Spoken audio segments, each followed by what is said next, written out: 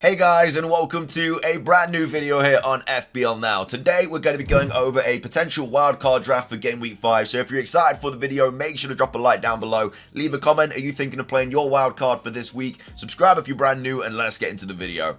So, starting things off, again, it's up to you if you play your wildcard over the international break. It's all team dependent. Depends if you have a bunch of players that you're trying to get rid of, injuries, players that just are getting benched, stuff like that. Or maybe hold off until like game week 8, 9 when there is a massive fixture change. But either way, if you are needing to play your wildcard because your team is just not how you want it to be, this is something that I would potentially go with if I was on a wildcard. So in goal, we do have Turner and Flecken. Still potentially the best goalkeeper combination.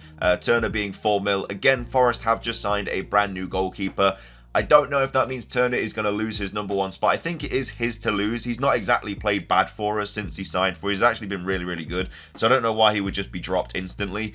So I think Turner, as a Forest fan, I think Turner will still be our number 1. But again, I think there will be a little bit of competition for that spot. And I think if he starts making quite a few errors, then he might lose his spot. But as of right now, I think he should be fine. Of course, if you don't want to take that risk, you could always go Areola, who is, of course, West Ham's 4 mil goalkeeper. The fixtures for West Ham aren't great, though, and he doesn't necessarily rotate very well with Flecken. But at the end of the day, if you want a little bit more security for that goalkeeper spot, for the 4 mil keeper, and again, you're not necessarily going to be playing your 4 mil keeper that often anyway. So I don't know if it's really that much of like an impactful decision, but again, it's completely up to you. So Turner or Areola in goal, and then we've got Flecken as the main keeper. Just really nice fixtures coming up. Of course, they've got Newcastle away in game week 5, but you just play Turner, who's got Burnley at home instead. That's absolutely fine. And then when Turner has City and Brentford, you play Flecken, who's got Everton and Forest. And obviously, when Flecken's got United away, you play Turner, and then obviously Luton at home or Burnley at home.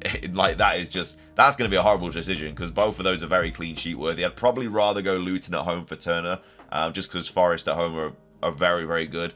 But either way, those are the 2 goalkeepers. Really, really like them as options.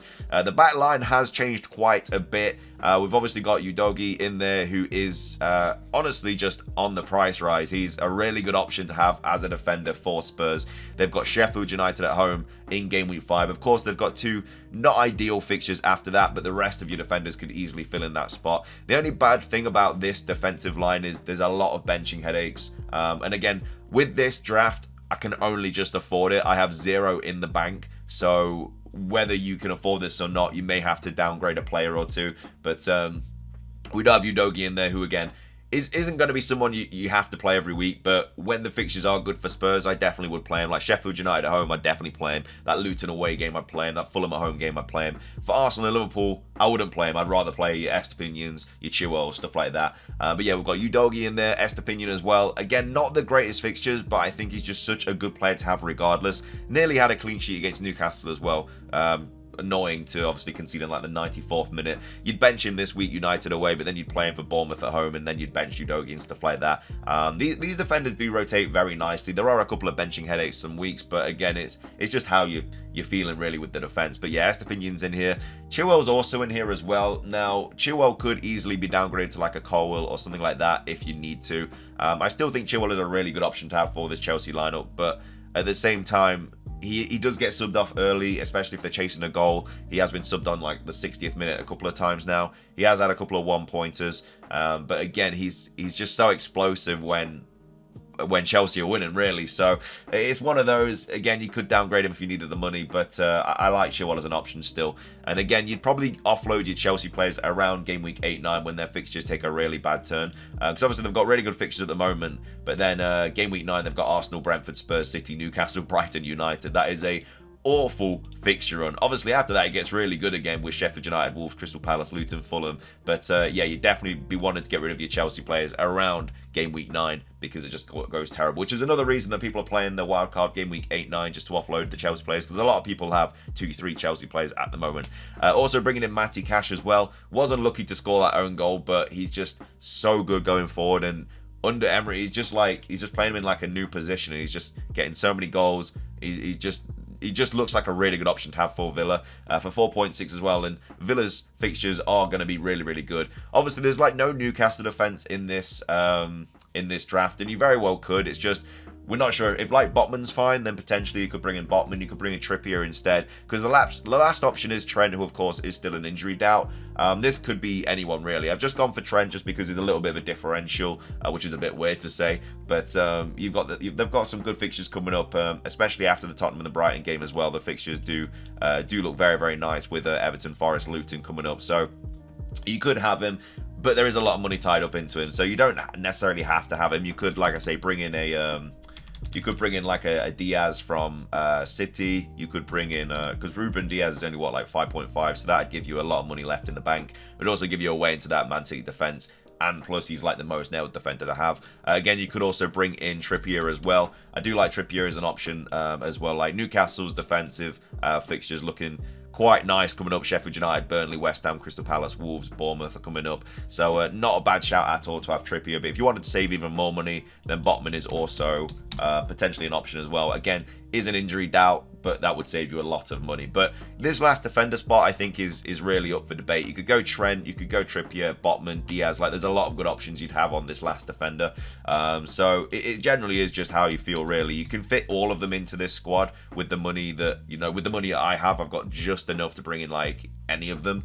But yeah, that's the defender spot. We'll put Ruben Diaz in there for now, but it could be anybody else. Going into midfield, though, very template. You've got Sterling, Saka, and Mbeumo, Bruno Fernandes, and Maddison.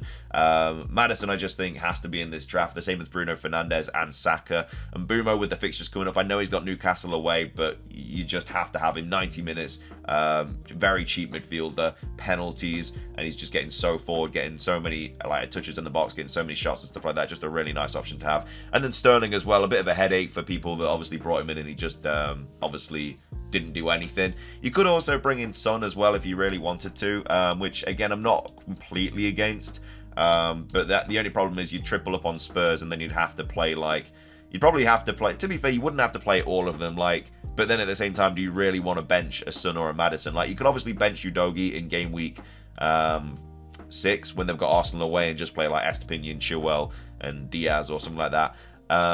But then obviously with the midfielders, you might have to even play 4 defenders if you wanted to bench like Maddison or Son, but it's just such a tough player to bench. So obviously really nice for the Sheffield United at home fixture, but you are going to tie yourself into 3 players having 2 pretty bad fixtures, and 2 of them are your main midfield spots. And when there's other midfield options as well, like a Sterling or something like that, who have got really good fixtures for the next like 4, is it really worth it? It's up to you, obviously, but it's just one of those things to take into account.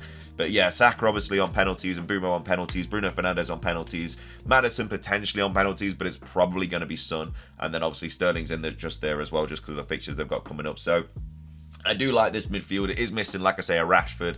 It's missing another Arsenal mid and stuff like that, but it's not the worst thing in the world. I think these are probably the 5 best midfielders to have in your team at the moment. Again, Mitoma's nice, but with the fixtures coming up, not really ideal. So that's that. And then up top, we have Archer, Alvarez, and Haaland. Alvarez is a bit of a punt as well. Not really a punt, because obviously he's just playing really well at the moment, and I think it'd be weird for him to lose his spot, especially with De Bruyne injured. But if he does start losing his spot because of Champions League football and stuff like that, there are a lot of other options you could bring in around that price. Like, I've got 2.4 mil in the bank with this draft, and that's the thing about this year in FPL. Like, you don't need your budget players. You just really don't.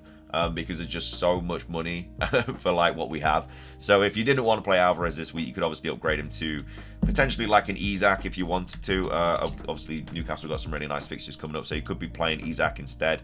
Again, another one is even Awoniyi as well for Forest. He's a really nice option. With the fixtures are okay. Like Man City probably wouldn't be playing him that week, but Brentford, and then they've got some really nice fixtures coming up.